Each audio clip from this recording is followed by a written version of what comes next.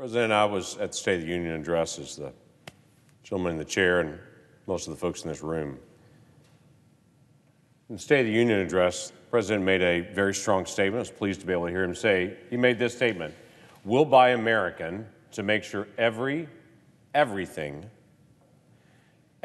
the deck of an aircraft carrier to the steel on the highway guardrails is made in America from beginning to end, all of it, all of it."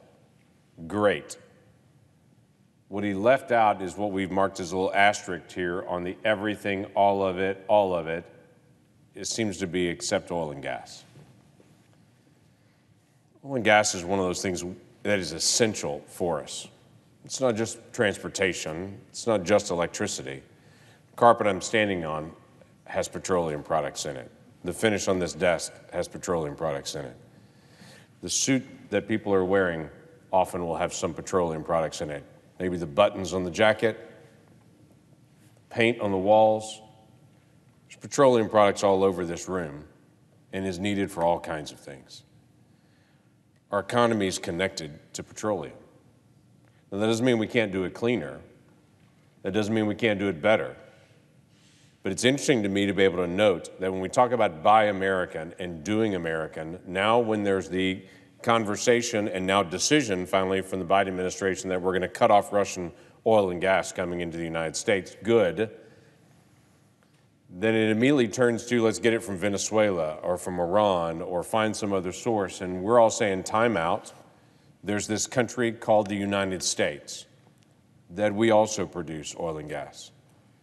And we should be focused on what does it take to be able to do it more here so that we're not dependent on any country, especially a country that's run by an autocratic dictator.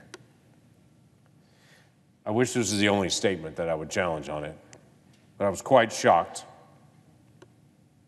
that President Biden's envoy for climate, John Kerry, as the Russians were invading Ukraine, made this statement: "I hope President Putin will help us to stay on track with respect to what we need to do for the climate."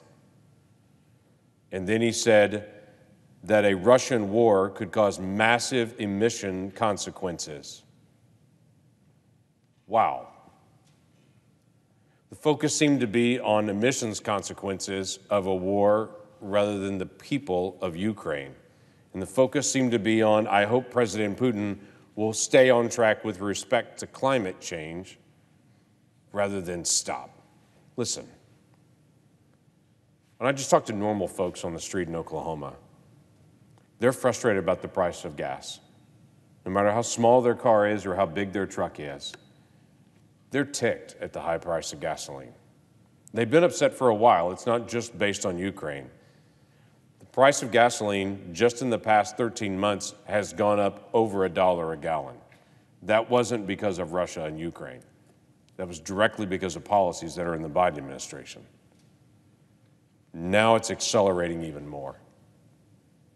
We need to find a way to be able to create greater energy security for the United States of America, and that does involve actually producing more oil and gas. I would say that the Biden administration and I disagree on this, but the little-known fact is we don't disagree on this.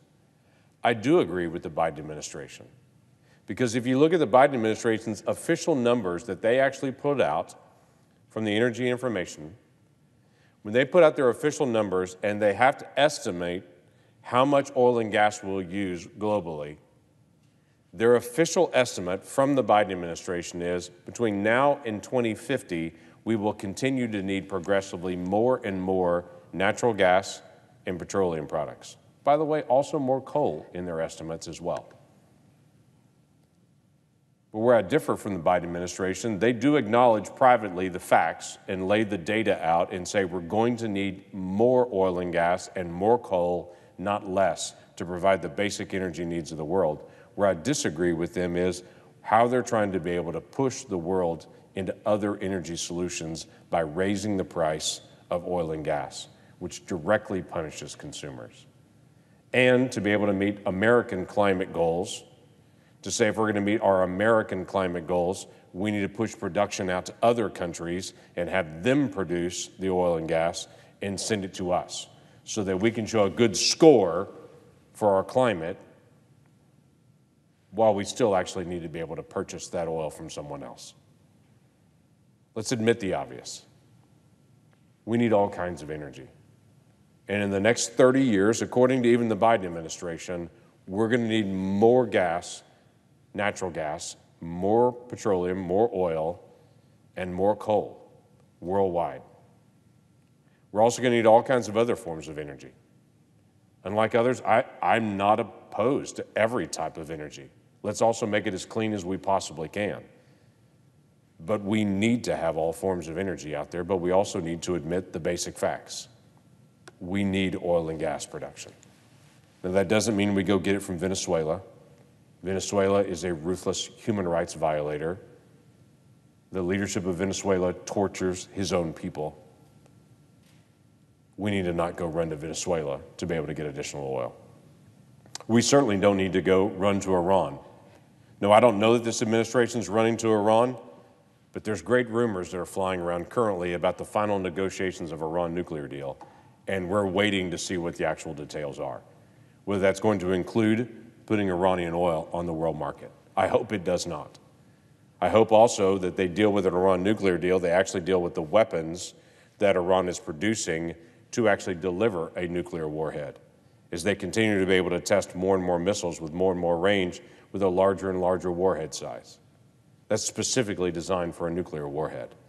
We shouldn't pay attention to nuclear material and ignore the delivery system that they're actually experimenting with. I hope we pay attention to what's happening in Yemen. And Iran is the largest state sponsor of terrorism, that they're actually delivering the products of war to Yemen that's actually trying to destabilize all their neighbors around them. I hope we don't lift sanctions on Hezbollah, on Hamas, on those individuals that were a part of actually murdering our Marines in 1983 in Beirut. Those individuals that took away the property of Jewish citizens in Iran in 1979. I hope all of those sanctions remain and that those aren't up for bid, and that we're also not talking about buying Iranian oil.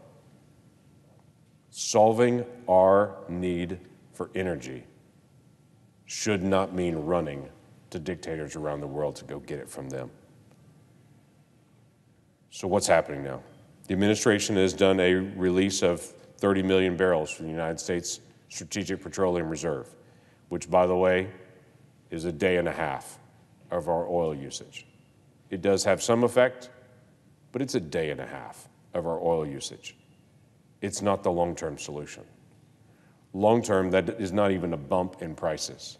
Long-term, we have to have stable supply to meet the demand that we have in the country.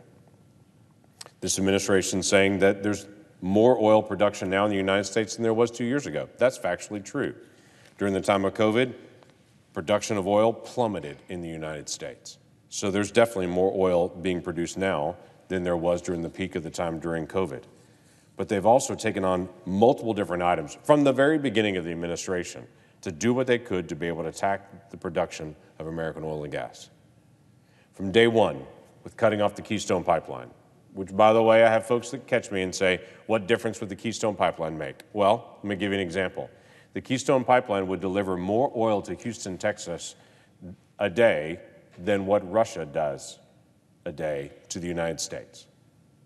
We could literally replace Russian oil with what would have come through the Keystone Pipeline, but they killed it because they had environmental goals. And why should we worry about where we buy our oil from? Why should we buy it from the Canadians when we could buy it from the Russians, was the theory. Well, I think we know why. I'd much rather be buying from the Canadians today than buying from Putin's Russia. That was done right off the bat.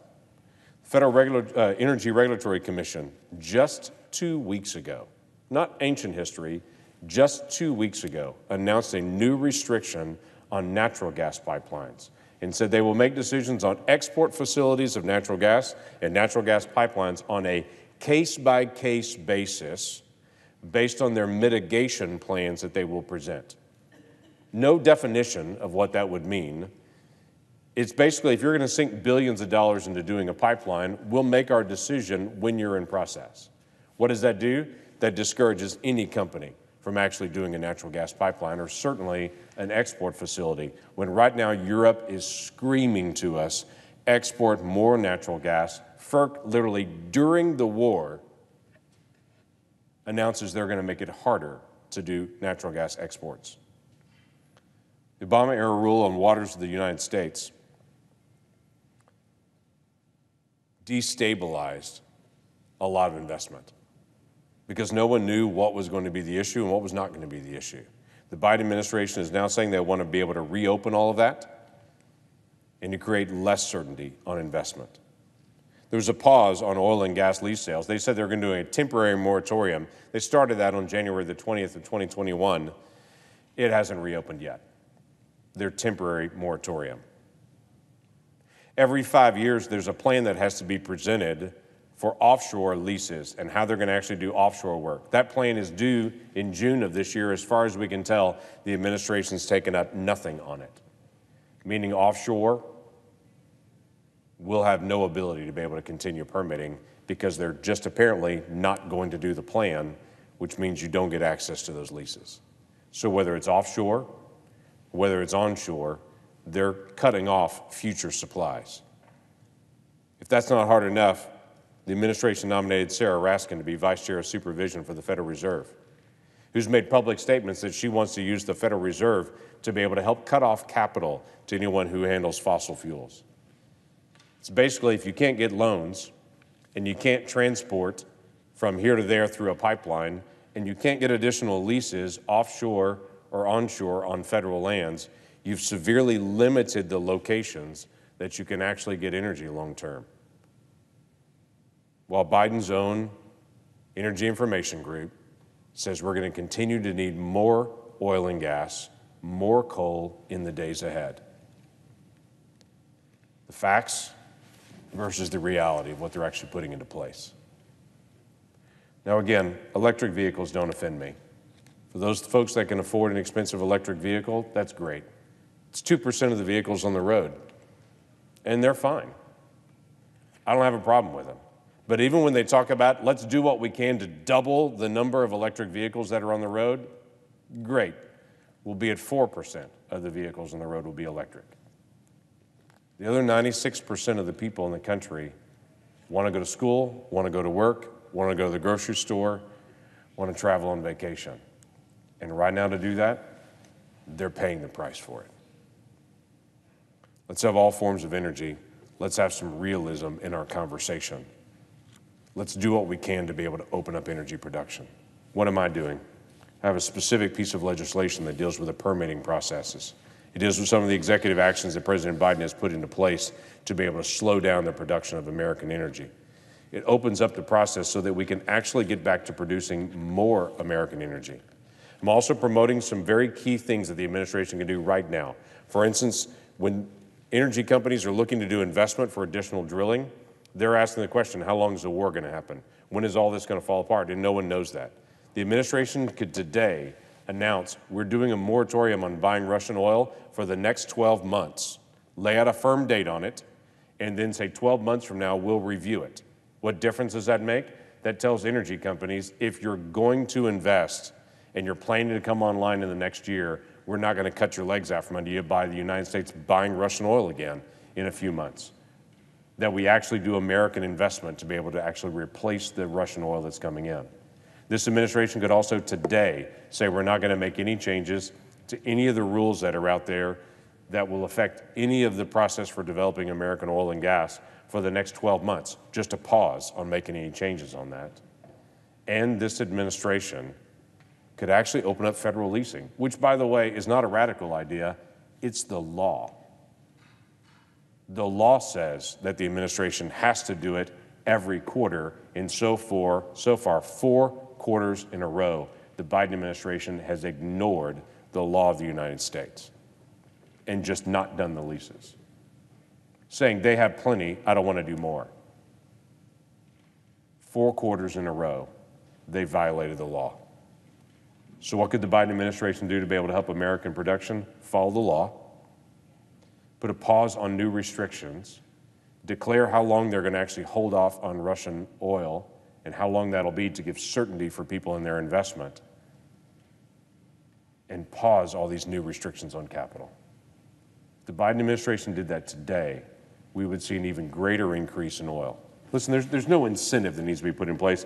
I've had folks say, what incentives do we need to put in place to be able to increase American production?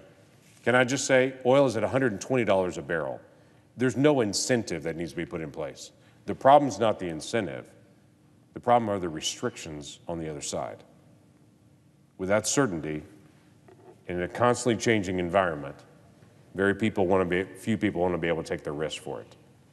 So if Secretary Granholm is serious when she's calling out oil companies to ramp up production, do the work behind the scenes to open the path for them so that they have that kind of certainty. That I yield the floor.